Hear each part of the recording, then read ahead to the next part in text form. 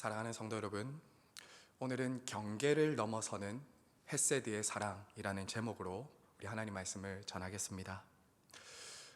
우리는 지금 이 룻기를 통해서 이 하나님의 헤세드의 사랑이 어떻게 한 개인과 가정을 살리며 구원의 역사를 이루어 가시는지를 보고 있습니다. 룻기의 핵심이 되는 이 헤세드의 사랑은 한마디로 정의하면 끝까지 책임지는 신실한 사랑입니다.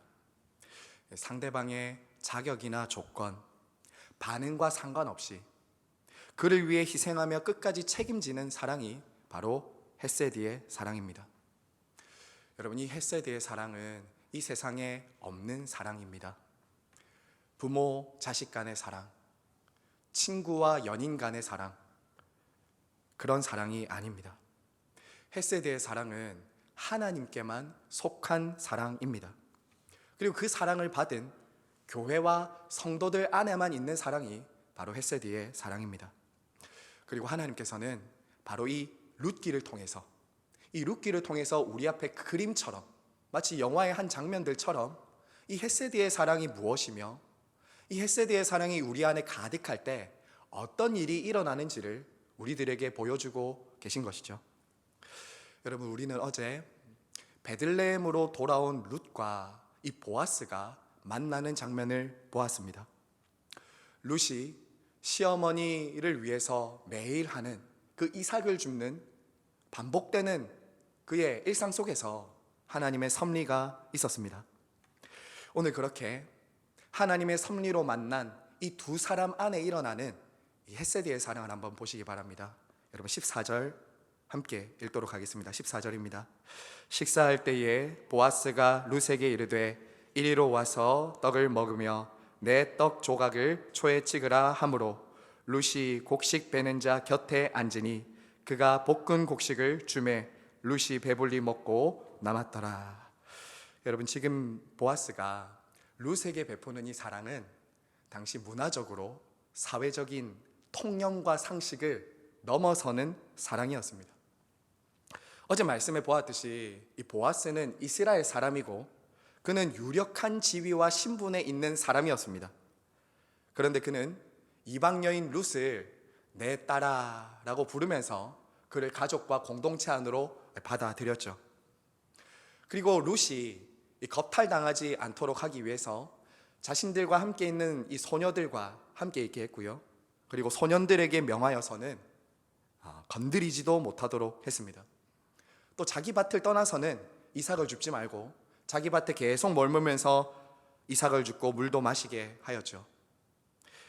이러한 모습만 보아서도 우리는 보아스가 하나님을 경외하며 나그네와 고아와 과부를 섬기라는 그 율법을 아주 잘 준수했던 사람이었다는 것을 우리는 볼 수 있습니다. 본문의 2장에서도 이 보아스는 여호와 하나님의 이름을 거듭 부르면서 이렇게 말하는 것을 볼 때 그 당시 사사시대에 하나님을 왕으로 인정하지 않던 그 사사시대에 보아스는 하나님을 왕으로 인정하며 경외했던 사람이다라는 것을 보여주죠. 여러분, 그리고요, 오늘 이 보아스는 정말 그 당시 사회와 문화적으로 보면 이해가 되지 않는 사랑의 모습을 지금 보여주고 있습니다. 여러분, 오늘 보아스는 어디까지 지금 룻을 초대하고 있습니까? 어디까지 초대하고 있죠? 식탁까지 초대합니다. 자기와 함께 먹는 식탁의 자리로 지금 룻을 초대한다고요. 지금도 그렇지만 누군가와 함께 밥을 먹고 함께 식탁에 둘러앉는다는 말은 가족이나 가까운 사람과 함께 먹고 마십니다. 게다가 당시 고대 근동에서는 남자와 여자는 직계 가족이 아니고서는 함께 먹지 않았습니다. 그리고 함께 누군가와 밥을 먹고 한 식탁에 둘러앉는다는 것은 단순한 밥 한 끼 먹는 개념이 아니라 서로와의 관계를 확인하고 유대감을 서로 느끼면서 언약을 맺는다는 개념도 있었어요. 그러니까 언약을 맺은 사람과는 함께 먹고 한 식탁에 둘러앉았던 사람에게는 결코 공격하지 않고 한 식구, 한 공동체로 받아들였던 것이죠. 자, 그런데 여러분, 지금 보아스는 그런 식탁과 함께하는 자리를 룻과 이방 여인 룻과 함께하고 있다라는 것이죠. 여러분, 룻은 가족도 아닙니다. 겸상할 수 있었던 위치에 있었던 여자도 아닙니다. 그런데 보아스는 자신과 함께 먹도록 초대하고 있죠. 자, 그리고 여러분, 지금 이 룻에게 누가 음식을 주고 있는지 보십시오. 누가 주고 있습니까? 종들이 룻에게 주고 있습니까? 아니죠. 14절 뒤에 보세요. 그가 볶은 곡식을 주매. 여러분, 보아스가 곡식을 주고 있습니다. 예나 지금이나 어른들이, 주인이 접시를 가지고 사람들에게 식탁을 공개하거나 배설하지 않습니다. 종들이 움직이면서 식사를 대접하고 음식을 나르죠. 근데 보아스는 주인인데 룻에게 음식을 주고 있습니다. 여러분, 구약 성경에서 남자가 누군가에게 시중을 들었다, 음식을 제공했다는 것은 아브라함이 천사들을 대접했다는 것 외에는 여기서가 유일합니다. 게다가 아브라함은 천사들에게 대접했는데 보아스는 지금 여종인, 종인 룻에게 하고 있다고요. 여러분, 보아스는 여기서 머물지 않습니다. 룻에게 곡식을 주되 얼마나 주고 있는지 한번 보십시오. 14절에 보면 룻이 배불리 먹고 남을 만큼 줍니다. 여러분, 이 주다라는 이 단어 있죠. 이 단어는 구약 성경에 여기만 나옵니다. 그리고 이 주다라는 단어는 그냥 준다가 아니에요. 이 구약 성경을 헬라어로 번역한 70인역 성경이 있는데, 이 70인역 성경은 이 주다를 어떻게 번역하냐면 쌓아 올려서 주다라고 해요. 쌓아 올릴 만큼 줬다고. 그만큼 풍성하게 먹고 남을 만큼 주었다는 것이죠. 자, 여러분, 어떻습니까? 이만큼에도 참 대단하고 과분하지 않습니까? 그런데요, 이 보아스는 여기서 그치지 않습니다. 15절부터 보시면 또 어떻게 하고 있습니까? 룻이 일어날 때에 이 보아스는 곡식을 줍게 하고 꾸짖지 말라고 합니다. 심지어는 또 어떻게 하죠? 종들에게 곡식을 아예 뽑아서 버리라고 합니다. 룻이 주울 수 있도록 버리라는 거예요. 여러분, 그렇게 룻이 이 보아스의 밭에서 그날 저녁까지 주운 이 곡식이 얼마나 된다고 성경이 말합니까? 한 에바나 됐습니다. 한 에바요. 한 에바는 오늘날 단위로 환산하면 22리터 정도 됩니다. 22리터. 이 22리터를 무게로 환산하면 15kg에서 22kg이에요. 여러분, 이 삭을 주우러 갔는데 곡식 한 자루를 가지고 옵니다. 이 삭을 주우러 갔다고. 근데 곡식 한 자루를 보아스는 내어준 것이죠. 사랑하는 여러분, 얼마나 풍성합니까? 얼마나 보아스의 사랑이 룻을 향해서 극진합니까? 주 안에서 사랑하는 성도 여러분, 이것이 바로 헤세드의 사랑입니다. 헤세드의 사랑은 저와 여러분이 이 세상에서 너무나도 익숙하게 사람들이 말하는 통념이나 상식의 수준을 뛰어넘는 사랑이라고요. 여러분, 흔히 이 세상의 사람들은 이만하면 됐지 않냐, 이 정도면 충분하지 않냐라고 하는 그 자리와 그 기준을 뛰어넘는 사랑이 헤세드의 사랑이라고요. 흔히 사람들이 기대하는 그 정도 수준의 사랑이 헤세드의 사랑이 아니라는 거예요. 이 세상이 말하는 사랑, 자기중심적인 사랑은 어떻게 말합니까? 내가 손해보지 않을 만큼 사랑하고, 그저 이 세상 사람들이 말하는 상식과 통념의 수준으로 네가 이 정도 주면 돌려받을 것을 기대하면서 사랑하고, 그리고 그만하면 됐지 않냐 라고 하는 것이 바로 이 세상이 말하는 사랑이죠. 하지만 여러분, 저와 여러분에게 하나님께서 보여주시는 헤세드의 사랑은 그 정도의 수준에 머무는 사랑이 아니다라는 것입니다. 저와 여러분이 하나님께로부터 받은 사랑도 이 세상의 상식, 통념, 세상 사람들이 주고받는 그런 사랑과는 너무나도 질이 다르고 상식을 초월한, 경계를 넘어서는 사랑이었다라는 거예요. 여러분, 한번 생각해 보세요. 우리 예수님께서 이 땅에 오셔서 베푸셨던 그 사랑도 한번 생각해 보세요. 예수님도 그 당시의 상황과 문화와 방식을 뛰어넘는 사랑이었어요. 여러분, 우리 예수님 식탁에서 누구와 함께 초대하시고 먹고 마시셨습니까? 우리 예수님 이 땅에 오셔서 식사를 하시되 죄인들과 세리들과 창기들과 함께 밥을 먹고 마시셨습니다. 그런 예수님을 보고 사람들은 수근수근 거렸어요. 죄인들과 함께 먹는다, 아이고 하면서 이렇게 손가락질했죠. 왜냐하면 그들이 보기에는 그런 헷세드의 사랑이 이해가 안 가는 거예요. 안 가는 겁니다. 하지만 우리 예수님이 이렇게 말씀하셨죠. 인자가 온 것은 의인을 부르러 온 것이 아니라 죄인을 부르러 왔다. 여러분, 그리고 우리 예수님이 마지막 식사의 자리에서 제자들에게 보이신 것을 한번 생각해 보세요. 마치 보아스처럼 주인인데 종의 자리에서 섬기십니다. 예수님 제자들과 함께하는 마지막 만찬의 자리에서 제자들에게 종의 자리에 낮아지셔서 발을 씻겨주십니다. 그리고 직접 음식을 떼어서 나누어 주시죠. 우리 예수님은 주인이시고 하나님이신데 자기 제자들에게 발을 씻기시고 음식을 나눠 주십니다. 그리고 실제로 어떻게 하십니까? 종들과 죄인들을 위해서 자기의 목숨을 내어주시는 사랑, 십자가에 죽으시는 사랑을 베풀어 주셨죠. 여러분, 이게 헤세드의 사랑이라. 여러분, 이런 사랑이 세상에 있습니까? 이런 사랑이 정말 이 세상에서 만들어낼 수 있는 사랑입니까? 그래서 우리 주님이야말로 진정한 보아스가 보여준 이 헤세드의 사랑을 완성하신 분이신 것이죠. 바로 그 주님의 헤세드 때문에 저와 여러분처럼 자격 없는 사람들이, 죄인이 예수 그리스도의 식탁에서 함께 먹고 마실 수 있는 가족이 된 것이죠. 그분 때문에 우리가 한 식탁에서 주님과 함께 먹고 마시는 가족이 된 거예요. 주 안에서 사랑하는 성도 여러분, 여러분은 정말 이 하나님의 헤세드의 사랑을 받으셨습니까? 정말 저와 여러분은 이 헤세드의 사랑, 그리스도를 통해 우리에게 보여주신 이 헤세드의 사랑을 알고 계십니까?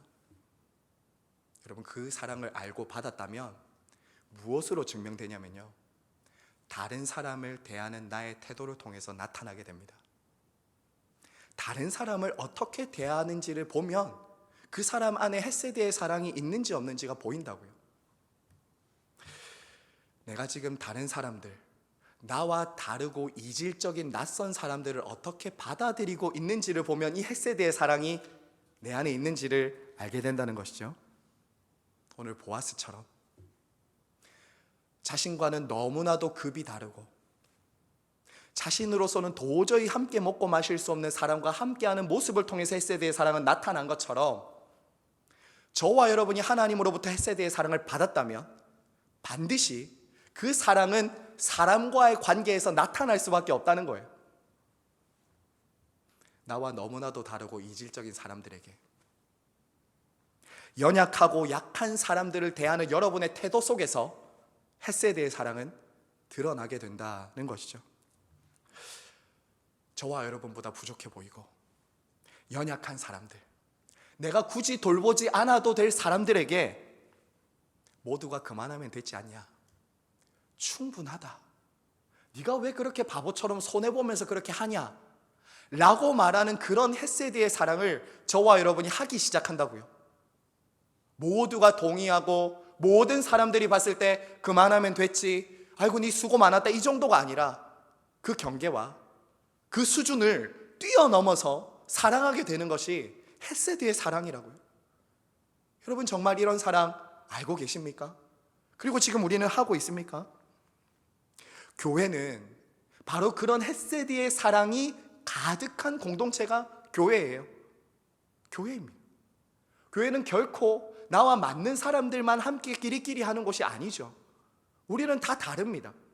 하지만 하나의 공통점이 있다면 저와 여러분 모두는 하나님으로부터 헤세드의 사랑을 받은 사람이라는 거예요.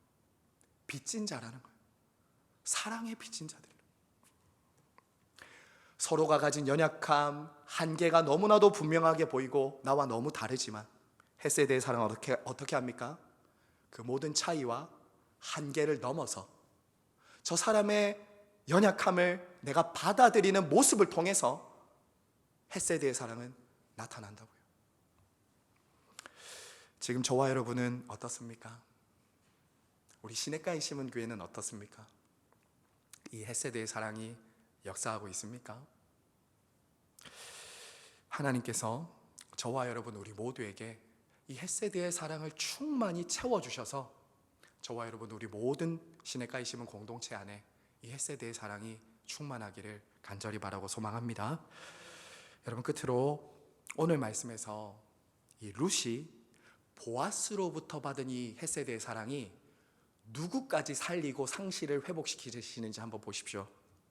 바로 나오미의 상실을 회복시킵니다.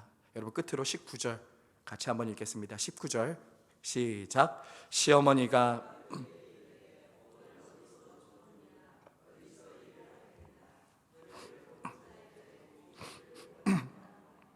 룻이 누구에게서 일했는지를 시어머니에게 알게 하여 이르되,